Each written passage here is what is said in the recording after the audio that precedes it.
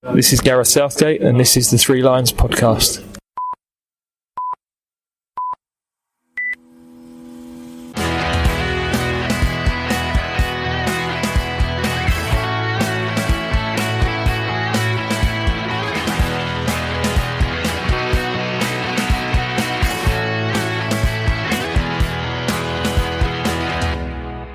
Hello and welcome to the Three Lions podcast. My name is Russell Osborne and this is an independent England football supporters podcast. I hope I find you well and that you've enjoyed some of the recent episodes that I've released. I'm always trying to spread the England world or word, share what I've learned, and this is another one of those. This is an episode that's taken me a while to put together. And one a couple of people have asked me about, so I hope it fulfills a yearning spot, as it were. It is the latest in the series of England managers. Since 2021, I've taken a chronological look at each man that has overseen arguably the hardest job in world football, the England manager's job. I began with Walter Winterbottom, then moved on to Alf Ramsey, Don Revie, Ron Greenwood, Bobby Robson and Graham Taylor. To date, there have been 15 full-time England managers. Terry Venables was to be the 7th.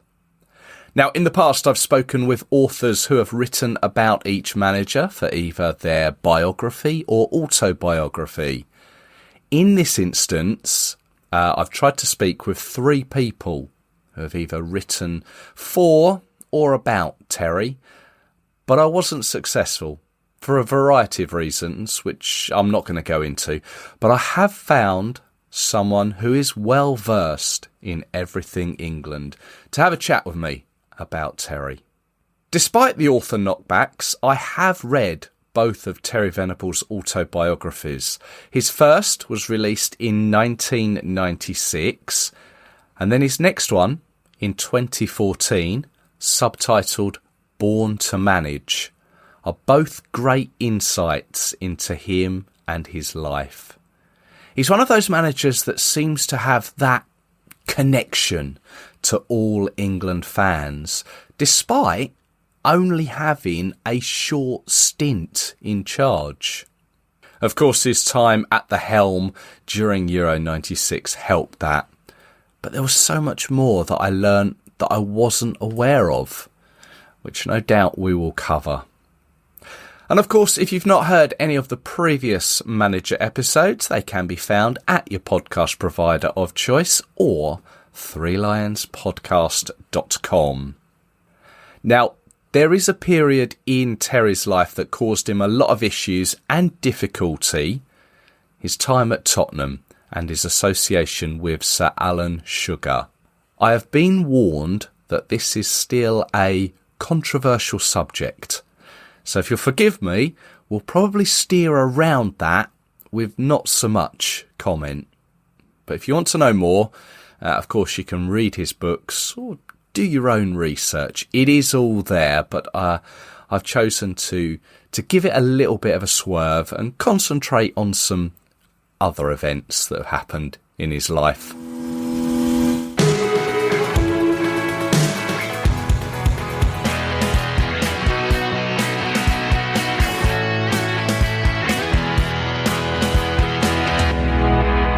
It's my pleasure to welcome back to the podcast Glen Isherwood, curator of the website englandfootballonline.com and also author of the book Wembley, The Complete Record. Hello, Glen. Hi, Russell. How are you doing? I'm very well, thank you. Good to have you back on the podcast. I know we've spoken in the past before. We have, yeah. Yeah, we talked about Wembley and England and loads of good stuff. Yeah, and we've got more good stuff coming up on this episode because you've kindly agreed to join me to take a look back at Terry Venables' career, be it his playing career, his England time, a man of many talents, it would appear. I've read both his autobiographies, and you've researched his a programme on Sky that was made about him, which I hadn't seen. What was that? Yeah, it was called Terry Venables, A Man Can Dream. And that was pretty well done. I mean, it covered most of his life and career up to Euro 96, but nothing after that. But certainly touched on, well, the myriad of activities he got involved in. It really is staggering. And the talents of the person as well. It's amazing he crammed all that into a lifetime in the public eye. Yeah. Well, you say it ended on the just after Euro 96. His first autobiography that I read, that ended just as he took the England job. And I was like, oh, no, I need to read more. And then it was only 2014 that he released his other book called Born to Manage. So, he's had time to write 2 books or to have 2 books ghostwritten for him, it would appear. But yes, plenty I've learned about him doing the research for this. He was born, actually, 6th of January, 1943 in Dagenham. And it sounds very, very bizarre. He nearly didn't make it by all accounts because the German Luftwaffe bombed his parents' house ever so shortly after he'd been born. Wow, that was a near miss. Yeah, he was changed football history. It could have, yeah. We may never have had Terry had they not. I think it was his mum not gotten out of the house to move to a parents' house. But as any sort of young aspiring footballer, he grew up in amongst his peers, kicking the balls around on the streets of Dagenham. You often hear these sort of stories of how sort of footballers of that era were doing exactly the same thing, didn't you? Yeah, I mean, I did that myself, but it didn't quite have the same outcome for me. But I do. One of the stories on the documentary is his mother saying that they bought him a bike at one point, and he rode it until somebody said, I don't know if it was a family friend, said that builds up all the wrong muscles for a footballer riding a bike. And from that point onwards, he never rode it again. Is that right? Yeah. Show how dedicated he was even at that age. Yeah. Well, I wonder, you see all these footballers doing their training and rehabilitation, and some of them are riding bikes. There was a period of time recently where I saw there were players riding bikes at the side of the pitch. Really? Yeah, obviously the static bikes, not ones that like go up and down the pitch. So maybe physio side of things has changed and ethics on it. Maybe they look at it a bit differently. I know I've experienced that myself with people who've ridden bikes, and they're better at going up hills on a bike, and I was always better at running because I played football, so I could run up the hill, but not on a bike. So it is different muscles in the legs. Yeah. The only thing I was good at on a bike was going downhill, I think. Yeah, I'd usually end up in the bushes. Yeah.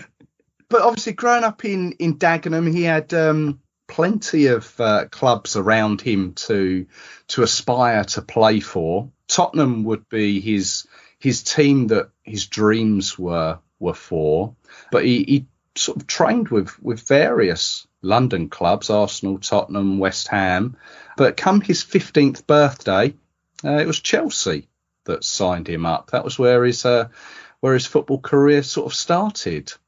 Yeah, I mean, there must have been something about that club, the nature of it, that attracted him to it. But he was obviously in great demand and well known in the area for his abilities. And I think a natural leader as well, beyond his years.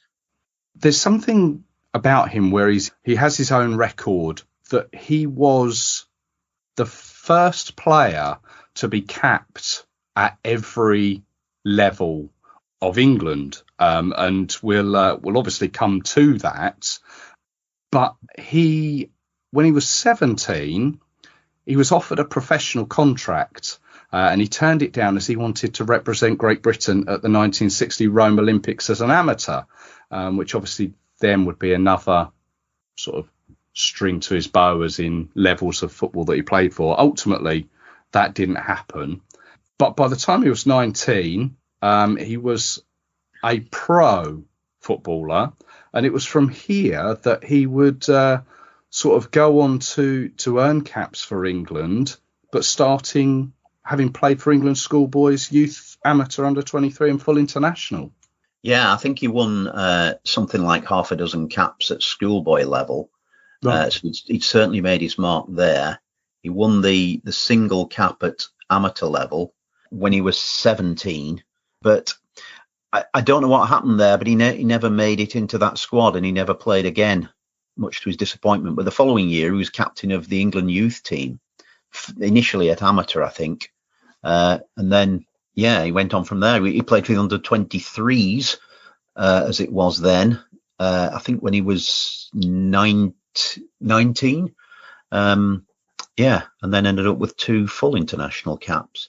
It was a good pub question, I think, back in the 70s when there were only those levels. Right. But nowadays, you've got under 15, 16, 17, 18, 19, 20 and 21. I mean, I'm not sure anybody has done the whole lot since then. Amateur's not there anymore, but it's still a lot of different levels now. Yeah, well, it's certainly some achievement for him back in that time. Really was, and there was part of him with his mum that he had set himself this target as being a professional footballer.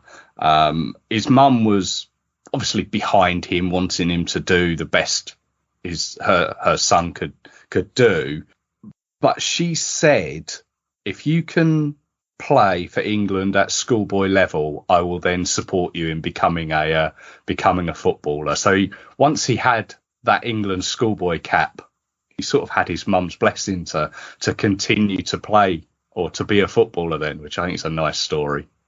Yeah, he obviously got the right support from home to push himself, and I think that's really important. I mean, you often find that some of the best players come from the poorest backgrounds, and poorly supported by the family. But in this case, he had the backing, and I think his ambitions were pretty high from very early on. He didn't just want to play football. He didn't just want to play for England. He wanted to manage. He wanted to own a football club ultimately. Yeah. So the sky was the limit for him. He often reached the sky as well, it would appear. Mm. I'm going back to obviously his time as a youngster was around that sort of mid-60s time when obviously England were winning the World Cup. He was actually on the original shortlist, Alf Ramsey's original shortlist for the squad, but unfortunately didn't make that final 22. Yes, he'd played at all these levels, but when it came to the big ones, he didn't win many caps, really. Only 2 caps. He played, I think, both in 1964 against Belgium and the Netherlands, but he must not have fit into Alf Ramsey's plans at that time, and Ramsey had very clear ideas of what he wanted. So that midfield area was occupied by the likes of, I don't know, Nobby Stiles and Martin Peters and Alan Ball, and so Venables just didn't fit into that. And then, of course, Ramsey was still there up until 74. So Venables never got a look in again, which is a bit sad. Yeah, can't really say that Alf Ramsey got it wrong though, really, can you? Because no, not really. But I think the fact that he's a leader as well. I mean, and they had Bobby Moore. Yeah. So not much went wrong there, really. Maybe it was just the wrong time. Yes. Yeah, I think you're right. I do think there's a lot of players in the 60s and 70s who didn't win any caps or not many, but who would have done nowadays. Nowadays there are more games as well and more opportunities. There are substitutes as well. So, but at least he did get a couple. Yes. Well, at the same time, whilst he was at Chelsea, he then transferred to Tottenham in 1966, promptly won the FA Cup and beating Chelsea, of all teams. But Tottenham, despite him growing up, seeing Tottenham as the club they were back then, playing the football they were, he just, when he got there, it just didn't seem to really work for him, did it? No, maybe it was the beginning of a slight decline. I mean, he would have grown up, or in his early playing days, Tottenham were winning the double and the FA Cup and the Cup Winners' Cup. I don't think he felt he fitted in so well at Tottenham. But he'd been more of a leader, I think, at Chelsea, and it wasn't so easy to get across that sort of. I think Tottenham were a bigger club at that time, and I don't think he could influence as much as he wanted to, because I mean, by this time he was, well, what was he, 24 in '67? Well, he was coming to his peak, I suppose, as a player. But yeah, for whatever reason, sounds like it's more personalities. He didn't quite find his niche in that team, and there were a lot of stars in that team. I mean, Jimmy Greaves was in that team. I think Dave Mackay was there, Alan Mullery, Pat Jennings, a lot of big names. But yeah, he wasn't top dog. No, sometimes it just doesn't fit. He then moved to Queen's Park Rangers, who were a second division side at the time, but that was really where I think he found himself. He loved QPR, didn't he? Yeah, that is my earliest memory, really. Venables was playing for QPR in the second division, and yeah, he was a big name, and yes, it was a surprise for him to drop down to the second division. I think QPR had a brief period in the top flight at the end of the '60s, but yeah, he spent the next 2 or 3 years getting them up into the first division, which they did in '73. Right. I think there, yeah, he found his place. He was captain, and he was much more of a leader, and maybe expectations were less at a club like that than they were at Tottenham. So maybe he just fitted in better. But it was whilst at QPR that sort of we've mentioned that there's various other outside interests that he had, and it was here that he became vice chairman of the Professional Footballers Association, which sort of gave him an insight into how that side of things was run. And I can't imagine a player in the Premier League now in 2023 taking on such a role as vice chairman of the Professional Footballers Association. They've got so many other sort of things to do with their time. It shows his sort of ambitious side, I think. Yeah, there've been one or two. I mean, the name Jimmy Hill springs to mind as PFA chairman. The one or two players in the past have made that leap. Clark Carlisle was more recently. Oh, that's true. Yes. Yeah, I must admit I wasn't aware that Venables had been involved in the PFA, but it doesn't surprise me, because he was building up this vast knowledge of everything about football and the players union and players' rights. I think would help towards his future man management skills. He was very good at that. Yeah. Maybe a little bit of the business side as well, but I think it was around this time he was starting to build up a few sidelines. He had a tailoring business, didn't he? Yeah, that was mentioned in the documentary. The interview, George Graham and Ron Harris, and they said it didn't go that well. I think they were aiming at too big a market at that time. They were looking for wealthier clients, I suppose. Right. And didn't get enough of them. As the businesses tend to fold with that. Yeah. There was, let's say, just sort of off the field interests. Another one was show business. It was now that he was sort of at an age where he was taking an interest in singing. He'd done tap dancing. There was mime acts as well, and apparently even got through to the a talent finals at Butlins. Yeah, he's certainly a man of many talents. I mean, footballers of that age just didn't do these things. I don't know why these sort of entered his head as things to do, but it was certainly very unusual at that time. Well, probably is a bit now for players to get involved in that sort of thing, writing books and singing. But I think another thing that was said in the documentary said that his mind was running at 100 miles an hour. He was always thinking about things to achieve. So I guess he needed these other things just to keep him going. Yeah, he couldn't just concentrate on football. Well, I guess as well back then they don't have maybe the outside interests of what players do now. I guess instead of going after training, going to a cafe and sitting around with the other players, he chose to do these other external enterprises. As you say, he became an author as well. I haven't read these books. I've done the research of his autobiographies, but I haven't read these books called Hazel. Is that something you'd heard of before? I think I've seen the TV program back in the 70s, Private Detective. Yeah, something like that, yeah. And I remember the guy who played Hazel, but I can't really remember too much about the programs. I remember watching The Sweeney around that time. That was more memorable. Right. But I mean, there were only 3 channels, and it made sort of prime time TV. I'm sure it was probably on about 9 o'clock on ITV or something.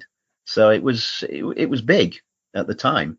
It was by this time that he was now playing for Crystal Palace. So he was still in London, obviously played for Chelsea, played for Tottenham, played for QPR, played for Palace. And it was now that his sort of career as a player was beginning to transition, wasn't it, into sort of management. Yeah, he was working with Malcolm Allison, renowned coach from Manchester City and previously at West Ham. He was a brilliant coach, actually. Was he? Made a really good team with Joe Mercer, late 60s. City won the league and then the FA Cup and then the Cup Winners' Cup and the League Cup. And then Allison moved on to Crystal Palace. And they always said he was a brilliant coach, but not a very good manager. I think Mike Summerby was quoted as saying that. So I think probably Terry Venables, he needed a foil, somebody to work with him. Even though Venables was more of the coach, although I suspect Venables also did a bit of management at that time as well. But between them, they were quite successful. They got Palace to the FA Cup semi-finals in 1976 as a 3rd division club, and that was a massive achievement. So Allison was getting a lot of publicity. He had a fedora hat and a cigar. He was quite flamboyant. Quite the character. Yeah.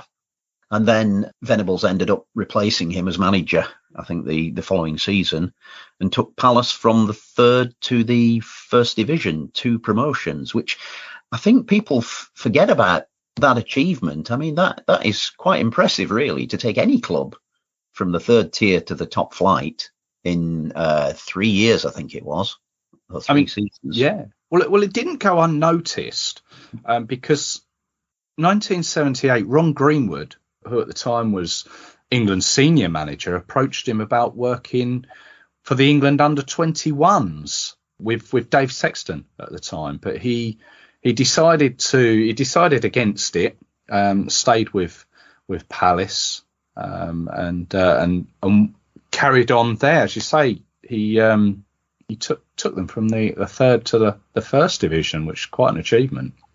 Yeah, and he obviously had, at various stages in his career, he had lots of other offers. It must be quite difficult trying to choose what's the best for you at any one time when you've got all these tempting offers from some of the biggest names and the biggest clubs. Well, there was one story about Arsenal approached him to be their manager before he'd sort of really begun his work at Palace, and he was sort of in limbo as to what to do. Yeah, he was always obviously well known and viewed as a brilliant coaching prospect, and he appeared on TV quite a lot. He was interviewed quite a lot, and he always sounded really articulate. So I guess he just created this image. This is a really intelligent guy who's he's brilliant with the media. He's good at coaching. He gets football teams to win games. So what can possibly go wrong? ticks all the boxes, doesn't he? Absolutely. Well, it was 1980. I think Palace were now in the top flight. They began the season pretty poorly. There was a bit of unrest around the club and in the boardroom. And he decided to make the switch from Palace to QPR. He went back to Queen's Park Rangers.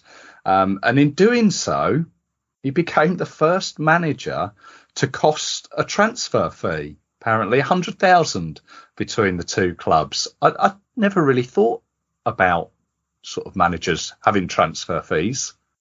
No, and it's the first I'd heard of that. I mean, I'm sure there's been lots of deals that we're not aware of that have gone on over the decades as managers have changed clubs. But I don't know how that would have fit with any regulations. I mean, player transfers were pretty well documented, but manager transfers, I don't know. Perhaps that's just something agreed between the clubs. He left Palace, I think, at the beginning of 1980. There was a suggestion that this was going to be the team of the 80s. He brought a load of youngsters through at Palace, players like Vince Hilaire, brilliant winger, and they were quite exciting to watch. And it didn't seem to translate very well to the first division, as is often the case. So, yeah, I guess he decided. Or I think there was a lot of disagreement in the boardroom. He wasn't getting the support that he wanted. I think that's what a lot of managers cite when it's going wrong as well, doesn't it? Yeah. Transfers don't come off. That's it. He had a good 4 years at QPR. It's just before my sort of recollection of football, that period, and you'll probably remember this more. Whilst he was at QPR, he took them to an FA Cup final, didn't they? Whilst he was against Spurs. He did, 1982, and they held them to a draw. I mean, Spurs were the holders. This the year after the Ricky Villa goal and Ardiles, but QPR had who was it? Tony Curry in the side, ex-England international, and yeah, I think it was the season after that when they got the artificial pitch. They were the first club in this country to have AstroTurf pitch, and that gave them a big advantage, I think. He was quite an advocate of that as well, I think, from reading his book. Yeah, didn't he write a book called They Used to Play on Grass? Yes, I think he did, yeah. I don't know what... That might have been one of his novels, I think, which was like a forerunner to how he was thinking come like this time with QPR and the plastic pitches. Yeah, I know the bounce was... The ball used to bounce quite high, and I think that other teams found it difficult to adjust to it, but it was good for a passing game. And Venables was certainly an advocate of that. And after that cup final, he got, I think the following season, QPR, they win the second division title. He took them into the first division. So that was his third promotion in something like 6 years. So, yeah, he'd certainly got the Midas touch with these two London clubs. And then I guess he was looking to move on again. Well, I don't know. Was he actually looking to move on, or did this big juggernaut of a Spanish club called Barcelona just pick up on him? Because it seems the most strangest change of clubs that there could be. The small, with the greatest of respect to QPR, a small London team to arguably one of the two biggest clubs in Spain. Not arguably, they are. Yeah, and I think it's probably like when Arsenal got Arsene Wenger and people said Arsene who. So I think with Barcelona, they said who? Terry who? Well, I think they said that he was the guy that just came off of the beach and just turned up to manage them. Yeah, but he's such a pleasant figure. He just won them over straight away. He learned a bit of Catalan. He was there in a Barcelona shirt when he was unveiled as the new manager. Big crowd in the new camp, and they seemed to love him straight away, and they started winning as well. But somebody in the Barcelona hierarchy had been impressed, obviously, with Venables' track record and saw that potential. Do you remember it at the time? Like, were there stories here? Like, why was he going? Can't remember particular stories, but it did seem unusual. I mean, it's very rare for an English manager to go abroad. But Barcelona they hadn't won the league for 10 years. So I think maybe there was a thought that they were in a bit of a decline. So there wasn't as much pressure on him. Right. I mean, always, if you go into smaller clubs, I mean, like he'd been at Tottenham and then ended up at Crystal Palace and QPR, there's less expectation, which I think is a good career move in any walk of life. Yeah.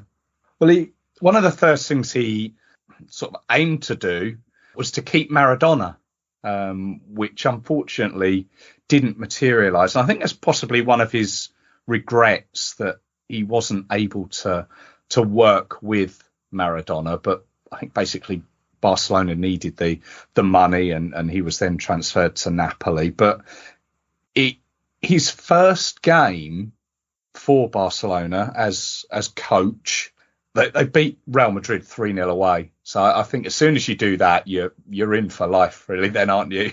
Well, a couple of years anyway. Well, that's right, yeah. And it was that first year he went on to win the league for as you say, it was they hadn't won for quite some time, since 1974. So yeah, 10 years that Barcelona hadn't won the top league in Spain, and they eventually finished 19 points clear of Real Madrid. Yeah, that was impressive. I think he had to win over the fans as well in the Maradona issue, to emphasize that there are more players than Maradona. You know, it's not just a one-man team. And he brought in Steve Archibald from Tottenham, which was another very unusual decision, because Archibald, I mean, he'd scored goals for Tottenham, but, you know, he wasn't a massive striker. He wasn't somebody you'd ever consider Barcelona wanting, but he did the job. Venables, he said he knew Archibald really well. He knew what he was capable of, and he came in and he got those goals and they won the title. So it was a masterstroke, really. Yeah, he would then obviously go on and poach Gary Lineker and Mark Hughes to go over to Barcelona as well. But before that, I didn't realise that he got to the European Cup final, obviously what people now know as the Champions League. He got to the European Cup final and lost to Steaua Bucharest from Romania, aren't they? And I think it was around then that the Spanish press then sort of gave him the name El Tel, which then sort of stuck with him. Yeah, I think if they'd won that game, there'd probably be statues of him all over Barcelona. Yes. Because they'd never won it before, the European Cup. And it was due to be played at the Nou Camp, or the Camp Nou, as it's officially called, that season. But because Barcelona had got to the final, it was switched to Seville. Okay, I didn't realise that. And Steaua Bucharest were first East European team to win the competition, and they decided that it was going to be a stop Barcelona at all costs. They were very unimaginative. Barcelona didn't really perform on the night, and went to penalties, and it was 2-0 on penalties. I don't think I've ever seen a 2-0 scoreline in a penalty shootout before or since that. There were either some shocking penalties or some good goalkeeping. Yeah, I think mostly the former. Yeah, the Romanian goalkeeper must have saved at least 3 of them. And it was such a huge anticlimax for Barcelona. You just thought this is their big chance to finally win it, after Real Madrid had won it 6 times at that point. Right. But it wasn't to be. And then, they signed Lineker and Mark Hughes for the following season. Lineker had done so well at Everton in his only season there. They'd just missed out on the double, really, that Liverpool had won. Hughes had been banging them in for Man United. But then it was all starting to go a bit sour, I suppose, for Venables. Once you stop winning, well, your days are numbered. Yeah. Really. Or once you stop winning trophies. Yeah. Lineker obviously found his feet there. But I get the impression that Mark Hughes wasn't so comfortable there. Yeah, I think that's right. Lineker didn't he score 4 against Real Madrid once? No, hang on. It was England that scored. He scored 4 against Spain, wasn't it? At Real Madrid at the at Real Madrid Bernabeu, yeah. But I think he scored plenty against Real Madrid. Maybe he got a hat-trick in one of those games. But at this time, it was also Johan Cruyff who was big star of Barcelona from the previous time that they'd won the league, and he was just getting going as a manager at Ajax. They won the Cup Winners' Cup in 1987. So I think Barcelona's hierarchy and fans were starting to look at Cruyff as the natural successor. His home was Barcelona. Yeah, I get the impression though that it was an amicable separation between Barcelona and Venables. They just both agreed he would leave, and there was no official sacking. Yeah, I guess he couldn't complain really. He was into his 4th season, and was that the longest in their history or something? I think that's right, actually. Yeah, I seem to remember reading that was the longest period that a manager had been at Barcelona. That's astonishing, really, isn't it? Yeah. And I mean, I know the Spanish do like to hire and fire, but yeah, and obviously now that Barcelona recently had, Guardiola was there for. Actually, I don't think he was there for a huge amount of time. Probably maybe 5 or 6 seasons off the top of my head. And obviously Cruyff, I think, was manager for some time. Yeah, he was the one that actually led them to their European Cup in '92. That was at Wembley, wasn't it? Against, you're going to have to remind me that on Sampdoria. Yes. I think that's probably one of the earliest European Cup I remember watching on the telly. I think that one. Yeah. Probably only because it was at Wembley that maybe I took note of it. But yeah, I do remember that one. Once Barcelona was over, I always held a fond spot for Barcelona and Spain in general, but he had no other club lined up. He was sort of jobless, really. Apparently Juventus made him an offer, but he was unemployed for a little while before Tottenham came along, where he was employed by a manager, but ultimately apparently was just a coach on the Tottenham side of things. Yeah, Irving Scholar was. Yeah, was he the chairman? Yeah, and I don't think they saw eye to eye. No, I think maybe all went well at first. I mean, he brought Paul Gascoigne in from Newcastle. Then he brought Gary Lineker back from Barcelona. But then I think there was a hint that of the financial troubles that Tottenham were facing at that time. They'd been trying to turn themselves more into a leisure brand with fingers in lots of pies. And when they sold Chris Waddle to Marseille, I was really shocked by that, because I thought Venables was building Tottenham up to make a real good go of it with all these star players, Gascoigne, Lineker and Waddle, and then Waddle just suddenly gets sold to Marseille. Yeah, they seem to have lost something from that point. Although, of course, they did still end up winning the FA Cup famously. Yeah, 91 and Gazza's FA Cup, as it were, or his moment in the FA Cup. Yeah, I think Venables was the only one who really got the best out of Gascoigne. I don't think it's any coincidence that his 2 famous goals at Wembley were both under Gascoigne. The semi-final against Arsenal and England against Scotland in '96, where we really saw the Gazza at his best, doing the outrageous and brilliant goals that just took your breath away.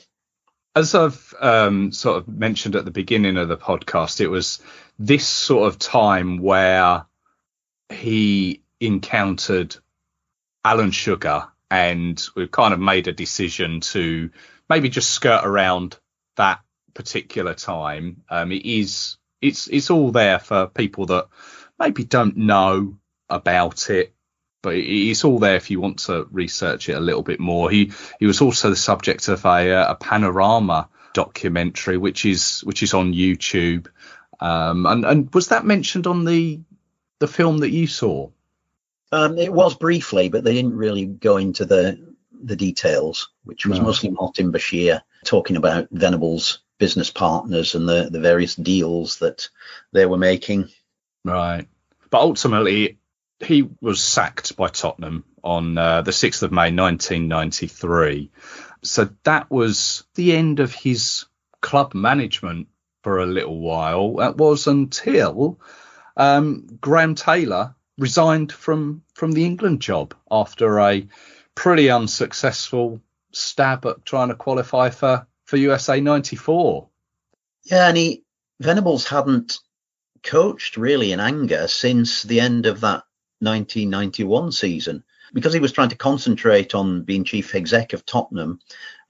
Peter Shreve was appointed as manager of Tottenham for the season after they won the FA Cup.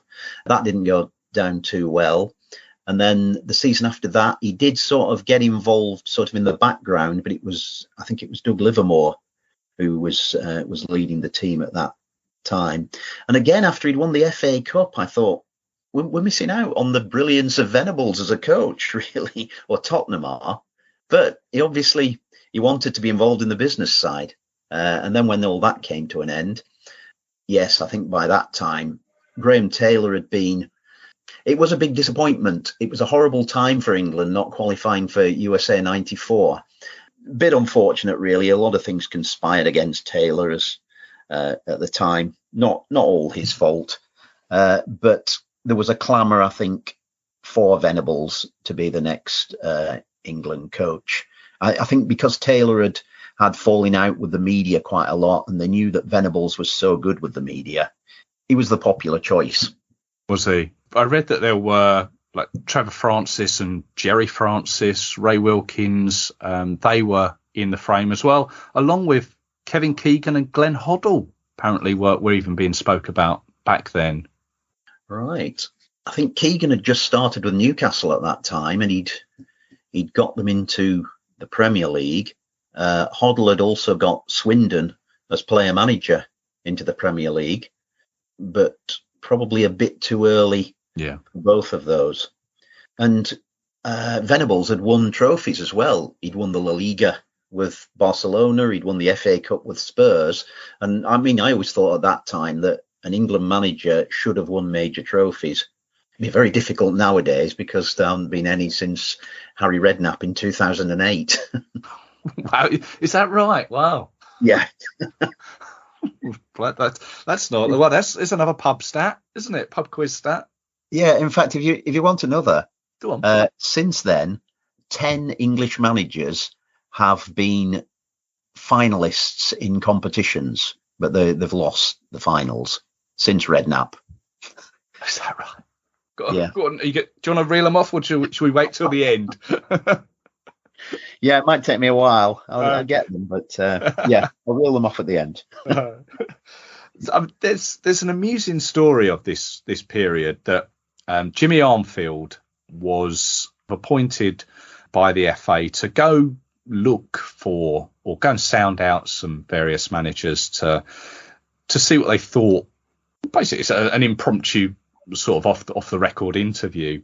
But there's an amusing story that Venables met Jimmy Armfield in his car the day after eating a heavily garlic laced meal. And he was conscious that his breath stank of garlic. So he answered all his questions by turning his head away to him, which I thought was quite amusing. Not the fact that just having an impromptu meeting in a car. I mean, the FA obviously knew what he was capable of, but I think they were, at the back of their mind, they were concerned by the Alan Sugar events that had taken place previously, and if anything else was to come out in the wash at a later date, I think was one of their concerns. Yes, and they were very clear to make him a head coach rather than a manager, to sort of distance him from the Football Association. I think most England managers, the ideal really is that they're going to promote the Football Association at all levels, like the Blazer Brigade, if you like, or how it used to be. I hope it's not like that anymore. But so, yeah, he was only there to coach the players. Maybe that was a bit of an insult to him, and as we've seen, that arrangement didn't last very long, because by the end of 1995, he decided he was going to leave the England job after Euro 96. Yeah, it's a strange sort of period. He, as England manager, he only had 24 games, of which he won 11, drew 14, and only lost 1, of which was to Brazil, which is no bad thing really. Not at all. No, but it was such a short period, really, wasn't it? What was the situation with him, sort of deciding to call it a day? We're kind of jumping from the beginning to the end without doing the middle, but I think it's important to to clarify.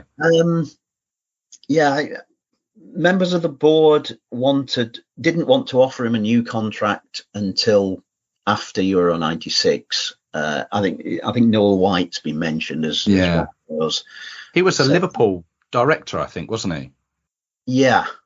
There were these court cases that were still ongoing. I mean, none of which implicated Venables in the end, but I think he felt that his employers should be supporting him more than they were. And they couldn't really judge him until after the championship. But all managers nowadays, they would be given longer. You would have thought that Venables in the same situation nowadays would have been trusted to, particularly by the FA, to go beyond. They would have signed a new contract. Yeah. With it. Gone on. I think he was looking for France 1998 World Cup. He thought he'd done enough to justify a contract extension to then. But I don't know, clashes of personality, and he was a larger than life personality. And I think some were mistrusting of that. Maybe a little bit scared of him, were they? Yes, yeah, I'm sure there was an element of that. Yeah. It's just, as I say, he had these only 24 games in charge of England, of which none of them were qualifiers or competitive games, really, until that first game in Euro 96 against Switzerland. Yes, that's true. And we never really knew how good England were up to that point. It had been such a low-key time since, well, the end of 93, really, when they'd beaten San Marino and got knocked out. All of those friendlies. So I don't think many people were taking much of an interest in it. And Shearer wasn't scoring. He'd gone for nearly 2 years without an international goal, while still banging them in for Blackburn. Yeah. And in that documentary, there's an interview with Shearer, and he said that Venables said, no matter what, you'll be playing in this tournament. You'll be my number 9 or whatever. And Shearer said, when I heard that, I felt I've got to make it up to him. I've got to justify this. Yeah. And then came the tournament, and he was banging them in for fun. Wasn't he just? Yeah. So that was a great piece of man management, I thought. Yeah, he was good with that. And I think the sort of his man management, that he picked staff to work with him, around him, sort of in the lead up to the Championships Euro 96. Well, the staff he picked were ones that had previously worked with him. Sort of he worked with Dave Sexton and Don Howe. They came and sort of assisted him. Brian Robson, Ray Wilkins came along as well, sort of with view to sort of going forward afterwards for England. Yeah, I think Brian Robson was particularly highly thought of. He'd started as a player manager with Middlesbrough in 94, I think, which would be the same year that Venables started with England. Right. And he got Middlesbrough into the Premier League. So I think the feeling was that Robson could be a future England manager. And Venables obviously got on with him from different ends of the country. But they got on. He seemed to fit in really well. And of course, a lot of the players would know Robson. Some of them even played with him for England.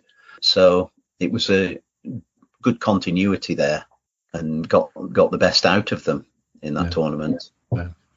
I was going to touch on the events leading up to the tournament, Hong Kong and China. Yes. The games there. The China Jump Club, I think that was called, wasn't it?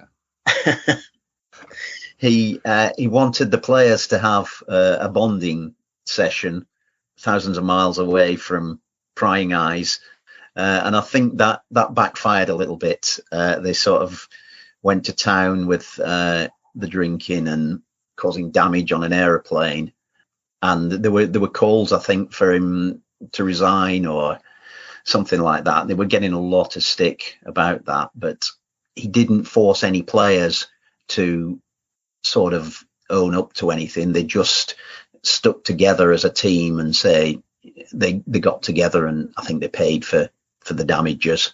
So he didn't hang anybody out to dry, and I think that was another good man management. I got a feeling he actually says in one of the books, I can't remember which one it is. I think he actually says that the TV destruction story apparently wasn't true, or he said that he didn't see any damage to any televisions. I don't know if it was ever proven, or if it was just a story put out there to sort of. Right. Well, was this on the plane? Yes. Yeah. I know Teddy Sheringham and Alan Shearer in the documentary said at one point there was a player up in the luggage rack. So it was pretty boisterous, I think. I'm just trying to think who that could be, but perhaps I shouldn't do that. No. I've got an idea, though. Yeah, I wouldn't be surprised. Yeah. There's an interesting, as you say, that when he was sort of in this position of making the choice to stand down after Euro 96, he was put in a press conference just before the tournament with Glenn Hoddle, who they'd already appointed to take over the role going forward to the World Cup. And I'd never heard of this before. I've seen subsequent pictures, but he had a press conference as England manager with the future England manager. Yes, that's unprecedented, isn't it? It's very rare for that to happen. But he's such an amicable guy that he handled it. Yeah, he can't have been happy about the situation, though. Must have been a real uncomfortable one. I mean, Hoddle was popular. I think the feeling was that it was a bold decision by the FA to go for somebody that young, but it was an exciting time, he felt. Yeah. And if England did well, at least they'd be in good hands, even with Venables moving on. Obviously, Euro 96, as we say, it started maybe a little bit slowly with that draw against Switzerland, Gazza's goal against Scotland, and then the demolition of the Netherlands in that last group game. Venables in charge of it all. Spain were next up in that was the quarterfinals, wasn't it? And the penalty shootout. And then obviously it all came to an end. His last game in charge of England was that one against Germany. Yeah, so many memories from that tournament. I think that's my favourite tournament that England have ever been involved in. It just brought the whole country together. There was such a feel-good factor, and that astonishing performance against the Netherlands, where they absolutely destroyed them. And then I was shocked when we lost on penalties to Germany. I was convinced we were going to win that no matter what. Do you think that had he have stayed, had this whole situation with Noel White and the FA, if it hadn't have come out and he'd gone on as England manager to France 98, would we have done better? Would we have got past Argentina? I know it's all very ifs and buts, but it's $1 million question, isn't it? Yeah. I don't know. I think it would have turned sour maybe at some point. Right. And looking at his experiences throughout his career, he didn't stay too long anywhere, especially in management. Probably 3-4 years was the maximum. So by France 98, that would have been 4 years. I'd like to think that he would have handled some of the situations in France better than Hoddle. Things like Michael Owen, when to include him. There were problems with Teddy Sheringham before that tournament. And I think Hoddle hung Sheringham out to dry a little. And Hoddle seemed a bit cold towards some of the players. I think Venables, it would have been a happier squad, I think, in that tournament.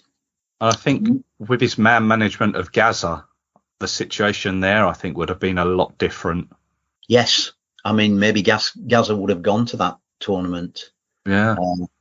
Beckham as well, David Beckham. He was sort of held back initially. I don't think Venables would have had the problems that Hoddle had. Okay. But that's not a guarantee that they would have done any better. As I say, it's all if, buts and maybes, isn't it? It is.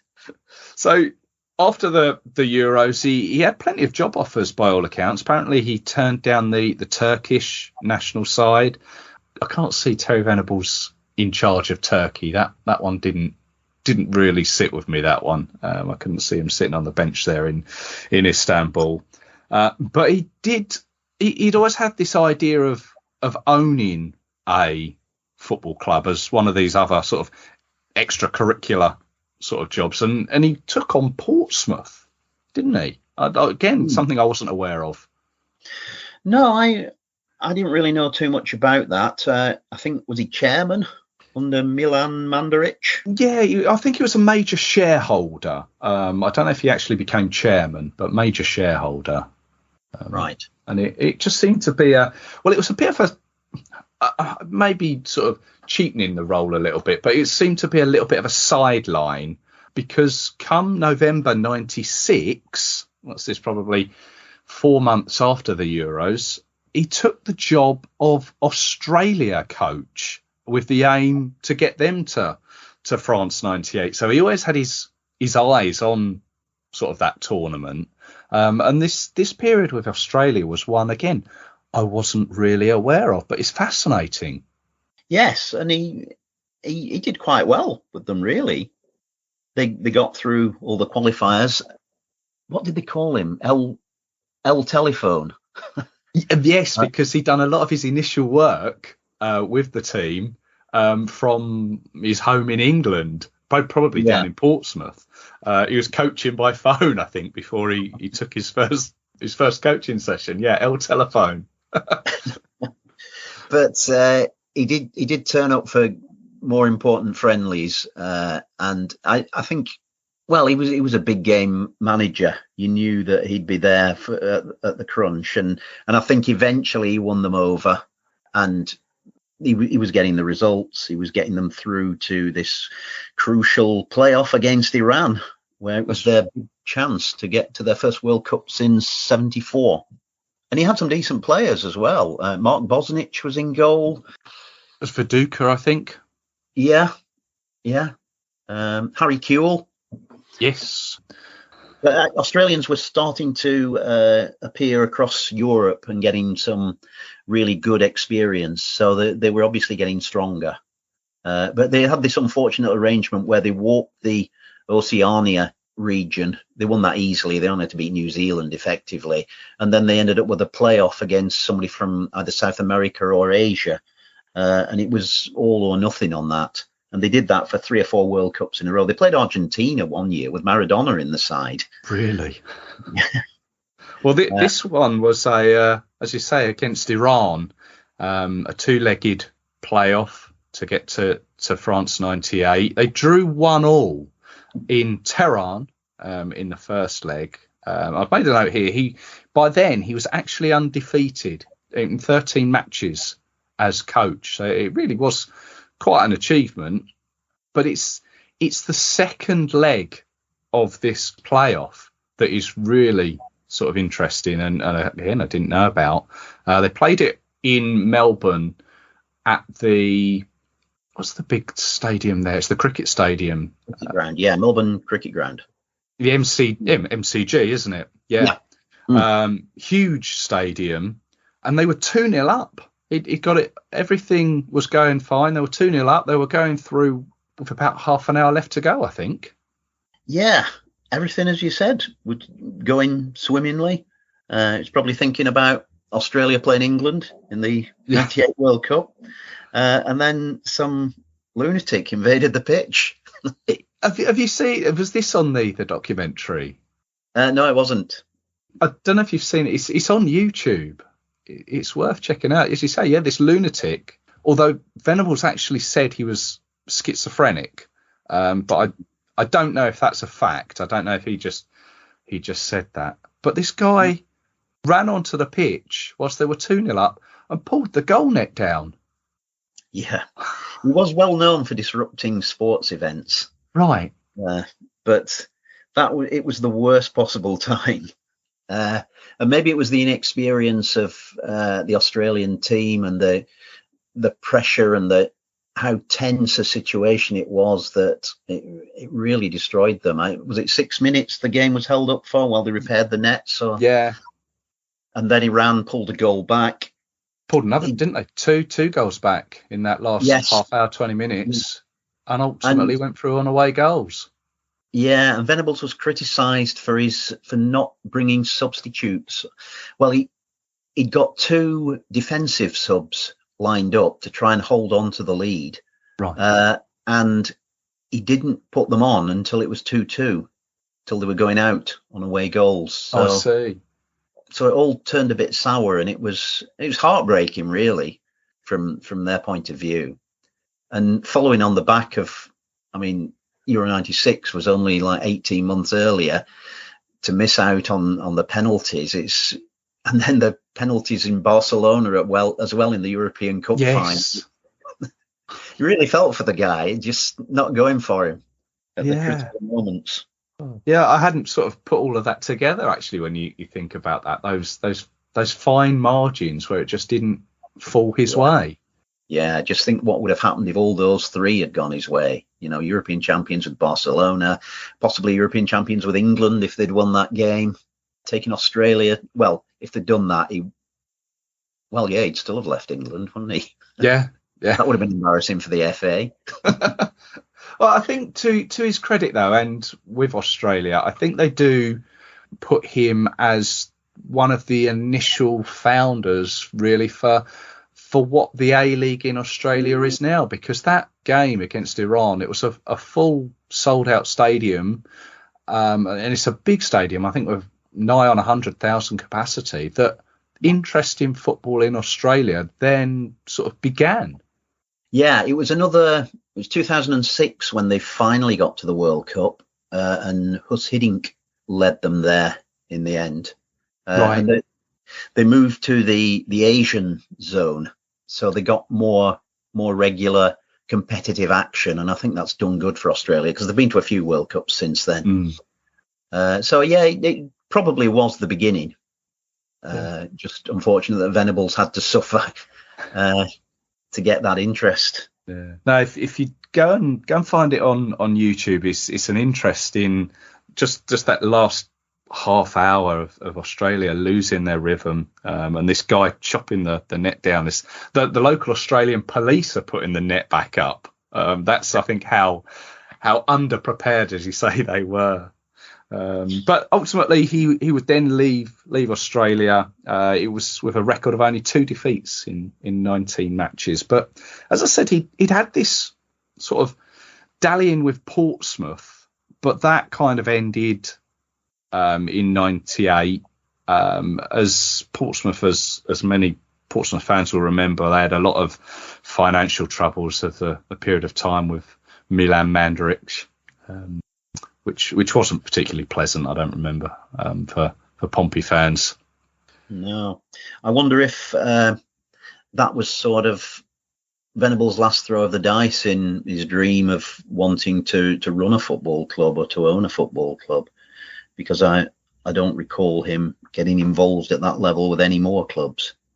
Well, he he had a period of time of Crystal Palace, which didn't go to plan. Leeds United which he claims was a disaster of a move. Again, the financial issues at Leeds, and he just didn't really get along with Peter Ridsdale, the chairman there.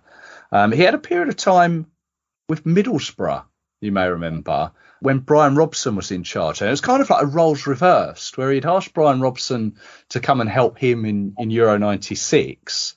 Middlesbrough were now, as you said earlier, that Middlesbrough were now up in the Premier League. They had a bit of a troubling start, and Brian Robson was kind of man enough to ring Venables up and say, do you fancy coming helping me?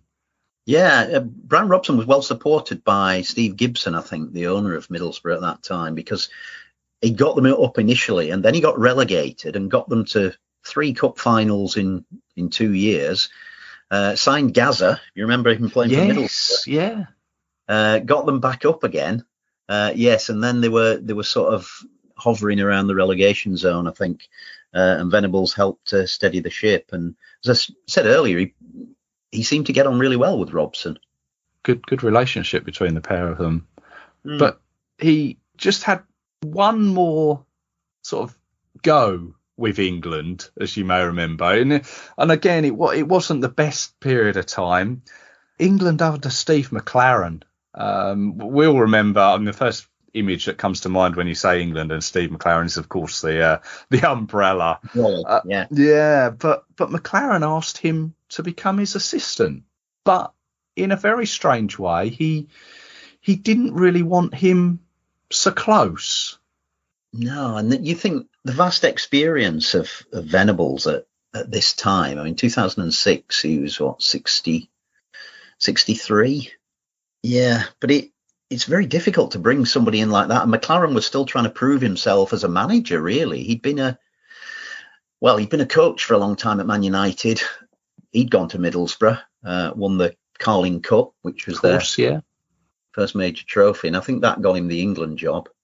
But yeah, I don't know. At times, I think he seemed a bit out of his depth, or didn't get the right results. He made some poor tactical decisions. I think Venables in that position he wasn't the lead coach or anything, was he? No. It's just a bit part. So he couldn't really show what he was worth, which is a bit sad, really. There was a story that, although they got over it after a while, apparently Steve McLaren asked Terry Venables to go and warm the team up on the pitch before a friendly against Greece. And then when he said, I'd like you to be with me, but I'd like you to sit away from the dugout. So there was always this sort of a little bit of a frostiness between the pair of them. And ultimately, let's say that the campaign for Euro 2008 didn't succeed, and McLaren left, and obviously so did Terry Venables. And that was kind of a sad way for his managerial career to kind of fizzle out, really. Yeah, it is, but he obviously wasn't getting the big offers anymore, whether that was partly his age or reputation or what, I don't know. But when you look at people like Roy Hodgson nowadays, Neil Warnock, if maybe Venables would have had to drop down a few levels if he'd been that keen to continuing coaching. I don't know, without speaking to him, what his desires were at that point. Maybe it back to somewhere like QPR. I read is he felt so comfortable at QPR that maybe that would have been an ultimate place to really finish off. Yeah, I'm trying to think what they were doing around that time. No, Harry Redknapp ended up at QPR for a while. Yeah, I don't know. I know he's ended up in a hotel, hasn't he? He's running a hotel in Spain now. Yeah, no, he's sort of living in Spain and enjoying life over there, as far as I'm aware. He sort of keeps himself out of the media, and is obviously happy where he is. Yeah, I'm sure he's regaling the customers of that hotel with stories of the past. Yeah. I mean, if you were to, again, it's maybe a an ifs and buts, but if you were to put him in a list of England managers, how highly would you put him there? He's very highly, I would say. I mean, the biggest successes you would have to say Ramsey, Southgate, Robson, and I put Venables in that top four. Yeah, I think he's got that personality that supporters and the media sort of he appeals to, doesn't he? He feels like he's one of the boys almost. Yes, he is. You got the feeling that there wouldn't be any awkward silences or uneasy relationships when he was in charge, and I think that was the case around the dressing room. I think he was always the one leading the fun, and he knew how to handle the more boisterous ones like Gascoigne. Yeah, and still get the best out of them. Strong enough to hold his ground as well. Yeah, just ideal for the football environment, I would say, for dressing rooms and coaching and games as well, because his tactics were spot on. In that documentary, Gary Lineker said, all the talk about Barcelona and the passing game and Pep and pressing Man City and Liverpool. He said we were doing it at Barcelona in the 80s. Venables was doing it then. It's not a new thing. When they beaten Scotland at Euro 96, I think it was Paul Ince was saying we were wondering what tactics he was going to use against the Dutch, because they were one of the favourites. And we thought we'd get as many men behind the ball and try and catch them on the break. But he said, no, we're not going to do that. We're going to attack them and we're going to surprise them. And that's why, if you remember the first goal against the Dutch, it's Paul Ince charging forward and he gets brought down or fouled by Danny Blint, and Shearer scores from the penalty. And Ince said, I would never make runs like that, but he told me to do it. Really? He said, because they'll be expecting runs like that from, McManaman or somebody, but not from you. So you'll catch them out. And he did. And once they were in front, I mean, they got a lift. They were already on a high after the Scotland game, with Gaza driving them forward. And he said it seemed like every player was 10 out of 10 that night. It was a dream. Great memories, that one. Great memories. Glenn, thank you very much for joining us. Really enjoyed having a chat about Terry. I know, obviously, you do the website England Football Online with Chris Goodwin. That's all going well? It is, yeah. We keep adding to it. It's just getting bigger and bigger. The last few months I've been adding youth teams. We've got all the lineups from the under 16s now, and I'm going to have a go at the under 15s and schoolboy levels after that. It's the only place to go where you can find every England international from every level, or it will be, and all the information that you could possibly want. Yeah, no, it's always a handy tool to go and look at. I use it frequently, and I know also you had a hand in the recent England shirt book. I did. I wrote quite a bit of that book because I'd written the history of the kit from about 15 years ago and built that up on the website. So I was able to contribute. I was the main writer really on that book, which looks fantastic. It does, yeah, fabulous book. No, well done on that. Well done. It's a great book, and I know many listeners have got a copy of that one. So yeah, good stuff. No, thank you very much for joining me. I hope you've enjoyed it. I did. Yeah, and we should speak again. We'll find something else to talk about. Yeah, hope so. That'll be good.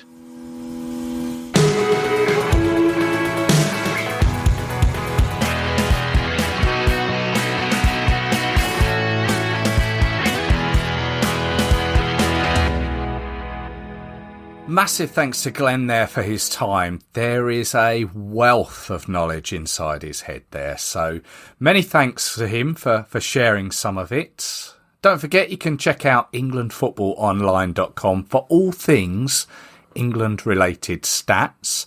You can still pick up his book on the old Wembley. You can find that online, all sort of usual places, eBay, Amazon.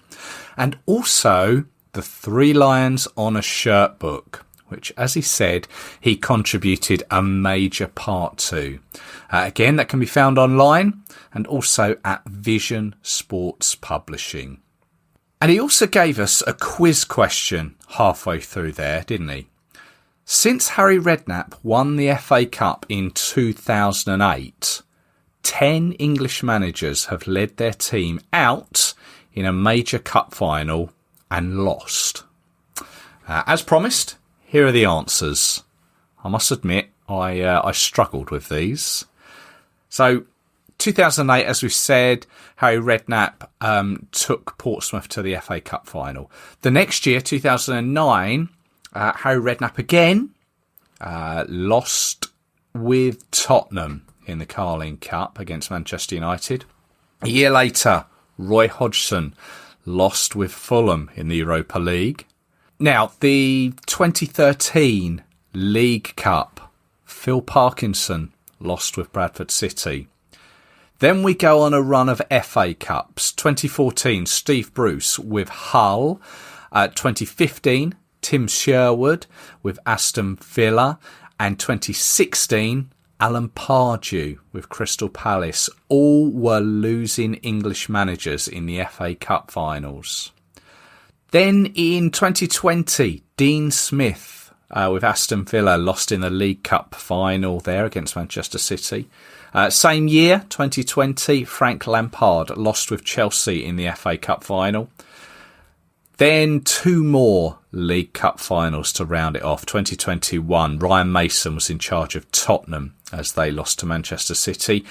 And only recently this year, 2023, Eddie Howe, in charge of Newcastle, lost to Manchester United in the League Cup, or the Carabao Cup.